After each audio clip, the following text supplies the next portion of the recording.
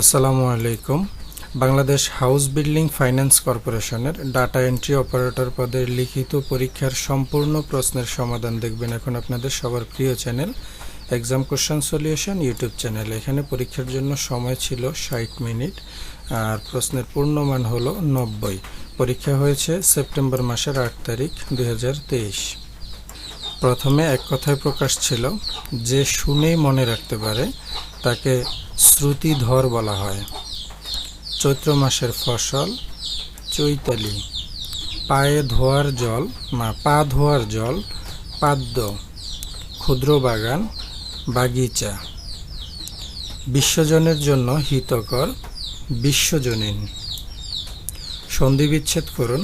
লবণ লো যোগ অন লবণ। মতৈক্য মত যোগ ঐক্য মতৈক্য। ক্ষুধার্ত ক্ষুধা যোগ ঋত ক্ষুধার্ত। সন্তান সমহসন্ত যোগ তান সন্তান। চ্যানেলে নতুন যারা আছেন তারা চ্যানেলটি এখনই সাবস্ক্রাইব করে ফেলুন, কারণ পরীক্ষা পরবর্তী প্রশ্নের সমাধান এখানে পাবেন আর বিগত সালের পরীক্ষার প্রশ্নের সমাধানগুলো এখানে পাবেন।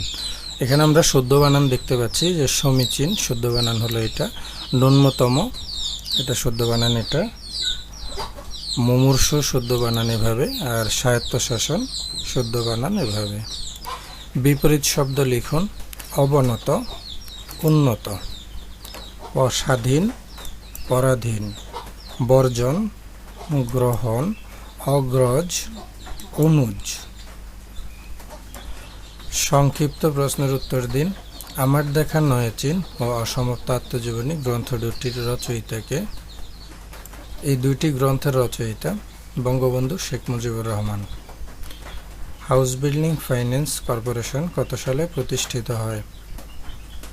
1952 সালে হাউস বিল্ডিং ফাইন্যান্স কর্পোরেশন গঠিত হয়।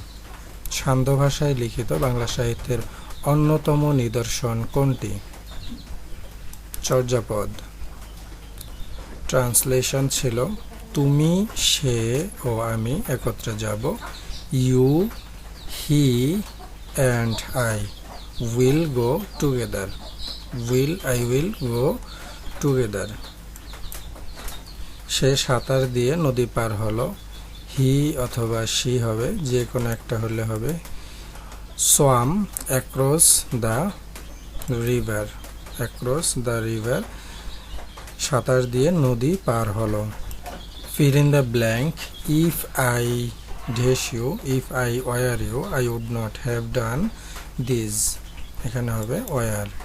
Water dash into vapour. Water turns into turns. এরপরে কারেক্ট স্পেলিং। লেফটেন্যান্ট, এটা মনে রাখার কৌশল। Lie you 10 ant. মিথ্যা তুমি 10 পিঁপড়া, এভাবে মনে রাখবেন। Lie you 10 ant lieutenant. Occasion O double C A okay SION occasion. এরপরে আছে appropriate preposition. You conduct admits no excuse of. Admits of, এখানে অফ হবে। I am independent of my family of. এরপরে চেঞ্জ দ্য জেন্ডার। ফক্সের gender change হবে Vixen.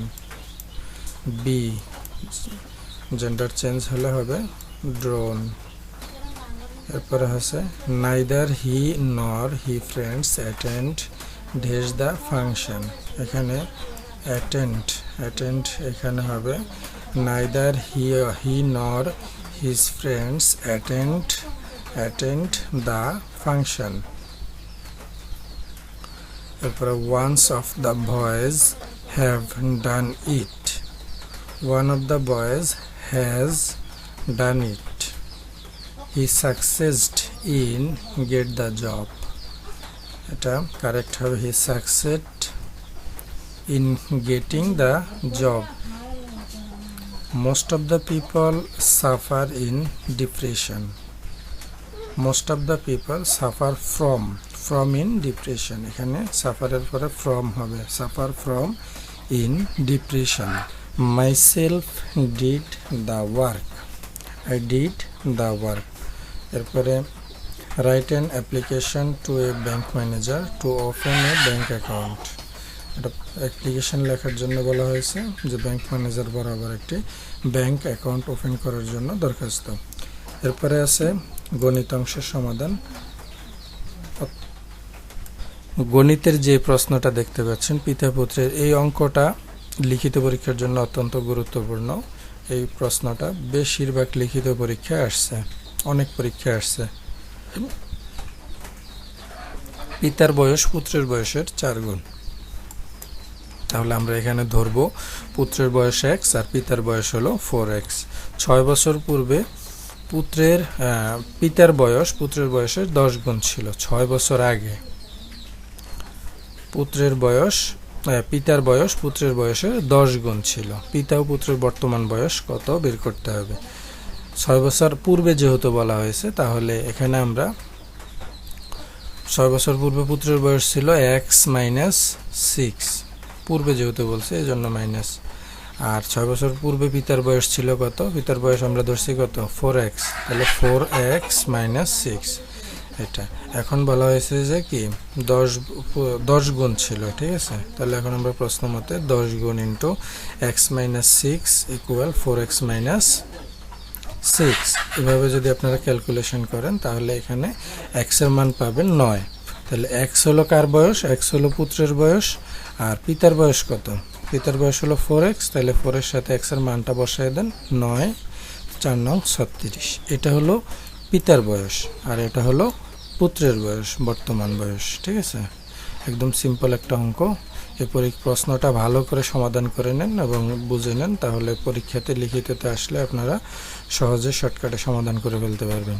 এক বিক্রেতা 10টি কমলা যে দামে কিনে 8টি কমলা সেই দামে বিক্রয় করে, তার শতকরা কত লাভ হয়।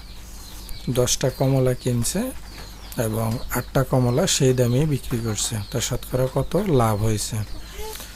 মনে করি 10টি কমলার ক্রয় মূল্য 8টি কমলার ক্রয় মূল্য ইকুয়াল 100 টাকা। তাহলে 10টি কমলার ক্রয় মূল্য 100 টাকা হলে একটা কমলার ক্রয় মূল্য হবে 100 ভাগের 10, কাটাকাটি করলে হবে 10 টাকা। তাহলে একটা কমলার ক্রয় মূল্য হলো 10 টাকা।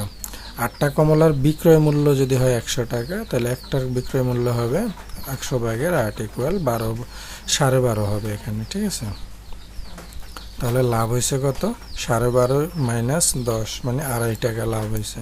শতকরা লাভ যদি হয় 2.5 টাকা, 2.5/10 ইন্টু 100, তাহলে ক্যালকুলেশন করলে হবে কত 25, ঠিক আছে।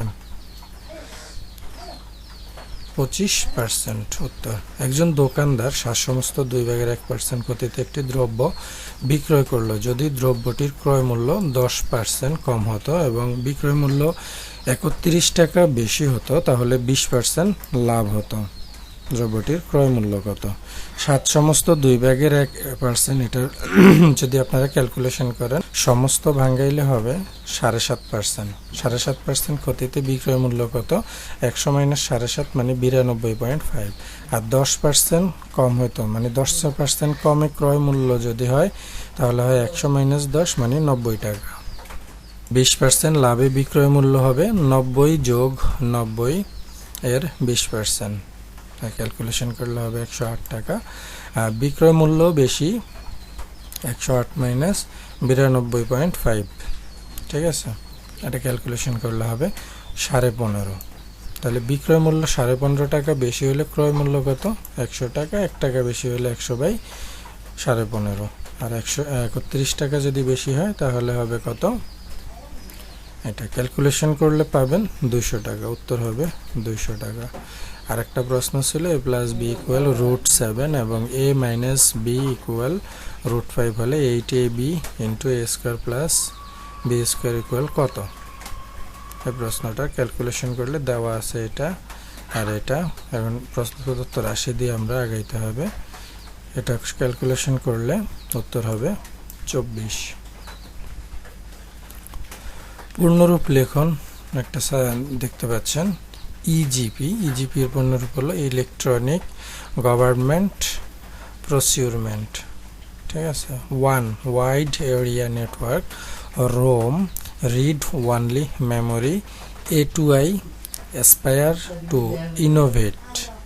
আর www এর পূর্ণরূপ হলো ওয়ার্ল্ড ওয়াইড ওয়েব। আর যে জব সলিউশন নামে একটা ইউটিউব চ্যানেল আছে, ইউটিউবে গিয়ে সার্চ করলে পেয়ে যাবেন। সেখানে গেলে আপনারা পূর্ণরূপের একটা সাজেশন পাবেন, ভিডিও পাবেন। ওই ভিডিও থেকে যদি আপনারা শিখে নিতে পারেন তাহলে চাকরি পরীক্ষায় পূর্ণরূপ থেকে যেই প্রশ্নই আসুক না কেন আপনারা সমাধান করতে পারবেন মুহূর্তের মধ্যে। ওইখানে 99% কমন উপযোগী পূর্ণরূপের সাজেশন দেয়া আছে। চ্যানেলের নাম আর যে জব সলিউশন। কিবোর্ডের কমান্ড লিখুন। কপির কমান্ড হলো Ctrl+C, আর পেস্টের কমান্ড Ctrl+V, নতুন ফাইল খোলা Ctrl+N, সর্বশেষ কমান্ড বাতিল করা Ctrl+Z, সিলেক্ট অল মানে সবগুলো একসাথে সিলেক্ট করা এটা হলো Ctrl+A। চ্যাটজিপিটি কর্মক্ষেত্রে কি প্রভাব ফেলতে পারে এ নিয়ে আপনার মতামত লিখুন।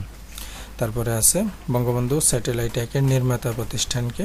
নির্মাতা প্রতিষ্ঠান হলো থ্যালাস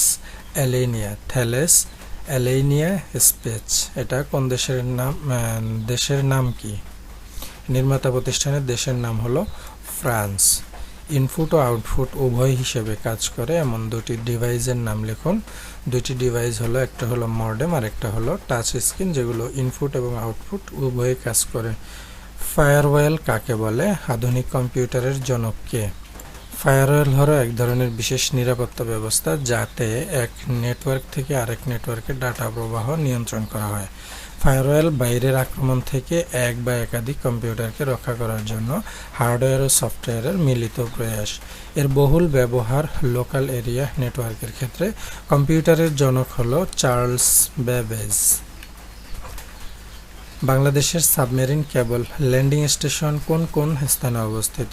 দুইটা স্থানে অবস্থিত। একটি হলো জিলংজা কক্সবাজার, আরেকটা হলো পটুয়াখালীর কুয়াকাটাতে।